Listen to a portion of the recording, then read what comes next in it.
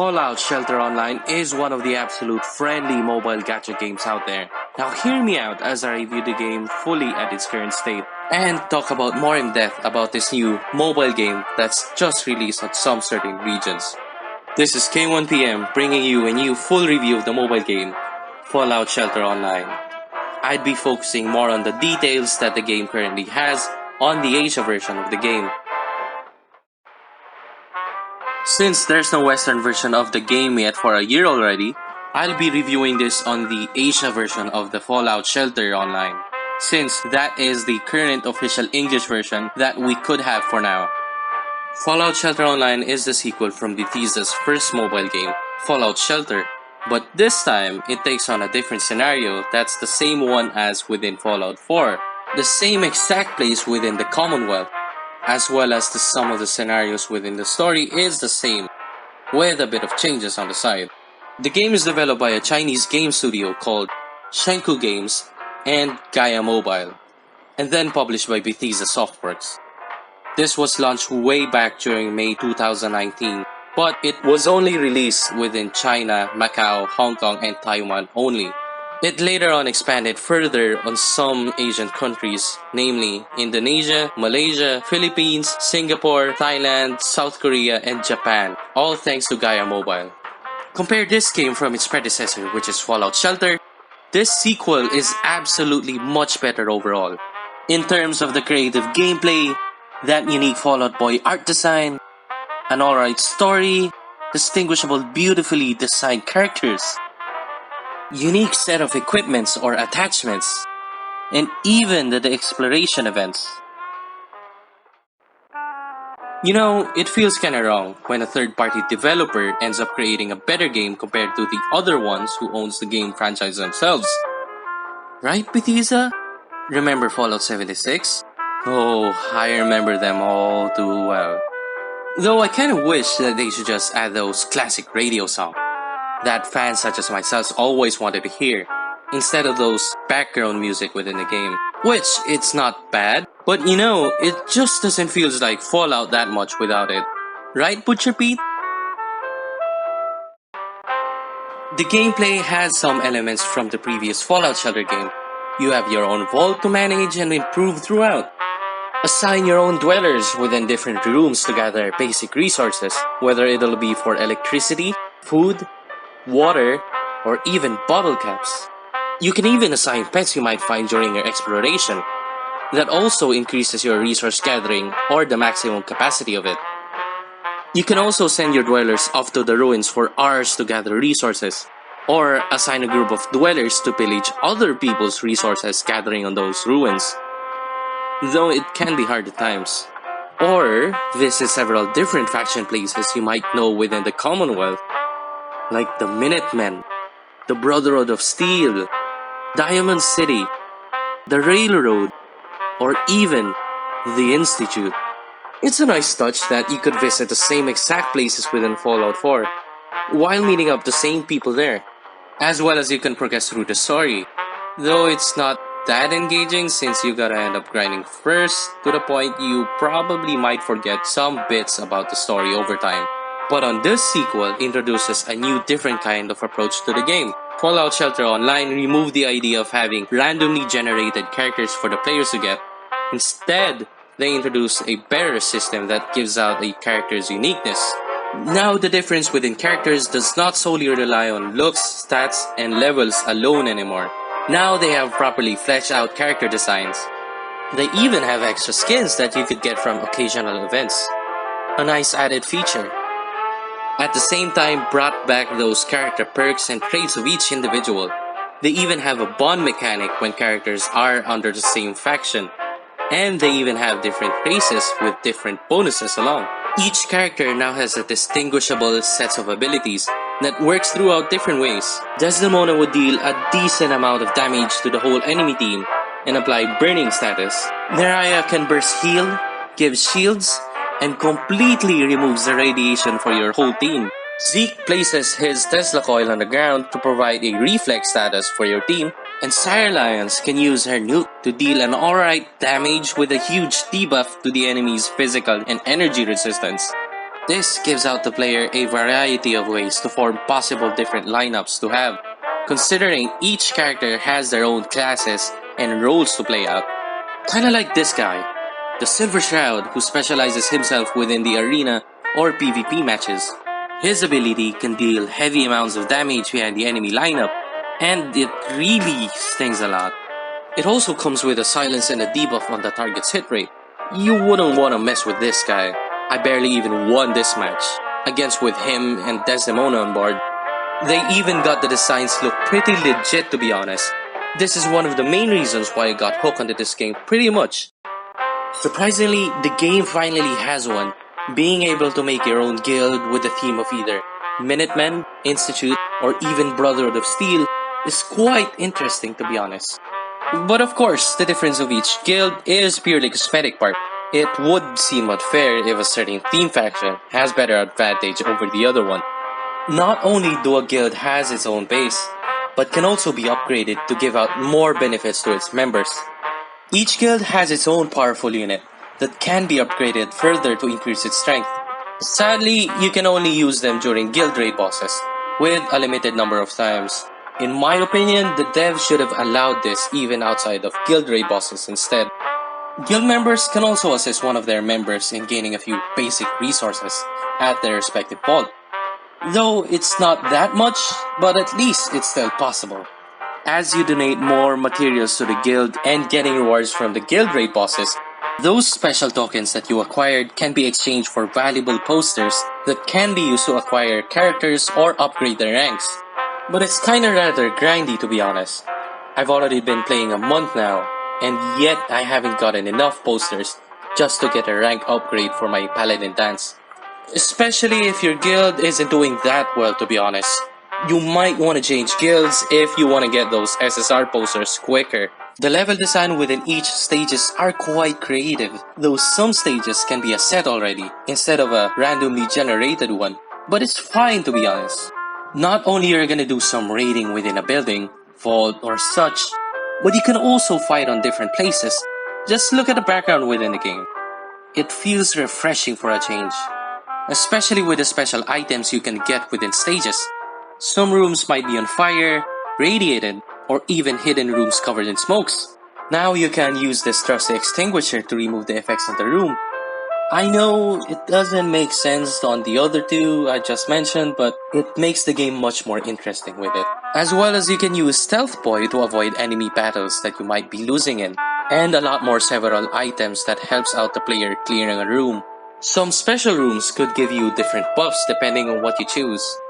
Whether it can be a one-time thing that greatly enhances you in battle, or a minor buff that's applied throughout the whole stage. They even have those small minigames of questions about the game and lore, and even has those small-time gambling thing, whether you'll get something nice or good out of it. That's what I was hoping for in the first Fallout Shelter game that they missed. The added details that spices up the gameplay, while it stays true to the franchise. You know, Bethesda?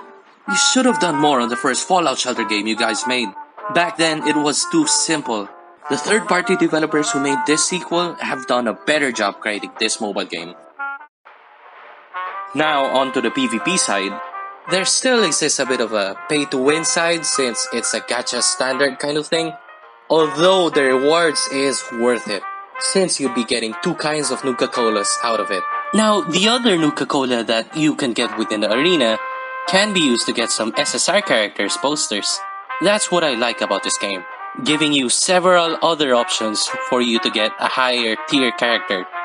Sure, you still gotta grind in order to get that SSR character, but at the very least, this is an absolute way of getting an SSR character without having to do or rely on that gacha roll chances all the time. This is the same thing as within the memory den, that you could build and upgrade within your vault. You can do separate PvP matches against a set of enemies that matches the power according to its stages and your current power. Though you'll be getting a separate currency there that you could use to gain some SR characters instead. But at least it's less grindy compared to the ones at the arena. Though to be fair, rare characters and common characters are still really useful, since they have special perks focuses on gaining more resources over time within your vault. As well as since they are considered as a rare or common characters, their poster is really easy to get. The more posters you get, the higher you could increase the rank. And the higher the rank is, the more resources you could farm. This what separates from the other gacha games out there, where once you get a better ranking characters, you might just never want to use the lower ranking ones again. Unlike on this game, every character seemed very important to get, to the point you might end up wanting to grind and invest on them first, to gain more resources within the base. Not only do you upgrade a character's level and its perks, but can also upgrade a character's equipments. There are 3 kinds of equipments that you can upgrade. Either you can improve the effect of an ability, increase their firepower, or increase its defense. Aside from the other 2 I just mentioned, attachments on the other hand are the extra equipments that you could give out through any characters. Attachments does have different tiers based on their color, and has its own set that can be followed. Being able to equip a complete set does give out special abilities that greatly influences a certain character. You can either craft them at your own base or collect them through missions. Or once you get strong enough, you could go on with the hard or master level on different stages within the map, giving you higher or absolute chances of getting high tier attachments that you wouldn't have a hard time farming on. Now, some of you aren't familiar with that gacha roll perhaps. When I say gacha rolls or gacha system, it's a game of chance that the player heavily relies on to make any progress or makes the game much easier to play along. On this game, you'll be heavily relying on the characters you could get from these rolls. The chances of getting a better character is of course really low, unfortunately. It's unlikely you'll be getting a good roll out of it. Unless if you're that really lucky on getting a SSR character, you've probably rolled around a 1 to 3% chance or something that you manage to get it. I know. Sometimes it just ends up being a dumb luck. There are 2 main currencies in the game, other than the basic resources. Pre-war money acting as a currency for doing the gacha rolls and when spending other offers within the shop. That's the type of currency that any gacha game usually has. And Nuka-Cola Quantum, which can be used through a lot of different means. Either you want to rush your Mr. Handy during its scouting of materials period, purchase some pre-war money on the shop, buy some different other packs within the guild, buy some materials, speed up leveling, buy some Radex as in energy points, get more battle chances, craft attachments, so on and so forth. Nuka-Cola Quantum seemed to be the easy way out when you're in a trouble or rushing something within the game, which is quite convenient especially since Nuka-Cola Quantum itself can also be acquired through a lot of different ways. Either doing through daily logins, daily quests, events, etc. There's still even that mysterious stranger that keeps on popping around your vault, giving you around 1 to 5 Nuka-Cola Quantum bottles.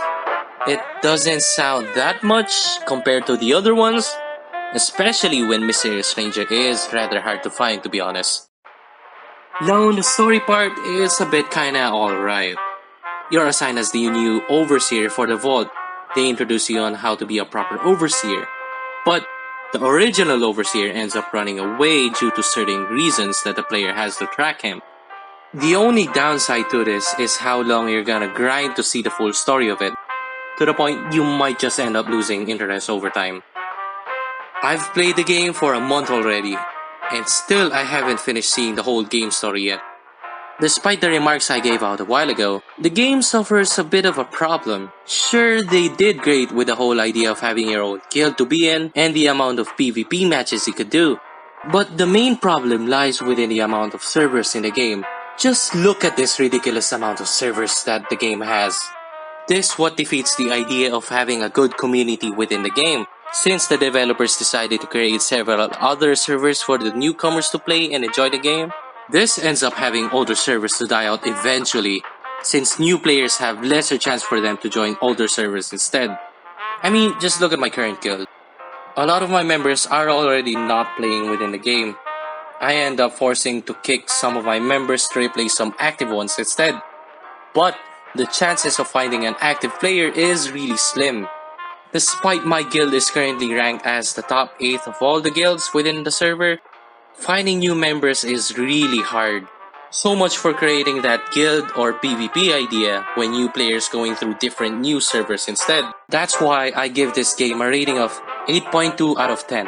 It is a good game, one that you could enjoy playing it from time to time. You know, for another Fallout mobile game that has a gacha system, this one is quite alright to be honest. Not only does the game provide a different way to get a high tier ranking characters, other than from gacha rolls, but the game itself is a huge improvement compared to its previous mobile game. Better character and level design, improved gameplay content, and providing a game to be more social in creating your own guild. Though it is still somewhat of a pay to win kind of game, as do any gacha games out there, believe me. But at the very least, Fallout Shelter Online does know how to make compensations out of it. If you're a fan of the Fallout franchise, I highly recommend you to give this game a shot at least. Speaking as an old fan who played Fallout 3 and Fallout New Vegas back then. What do you think about the review I made? Please do comment down below and share your thoughts about the video or about the game. If you really liked the video, share it through online and give it a thumbs up would be greatly appreciated. Or do subscribe to my new review channel I've made. I'll be focusing more on the games of the past and present times.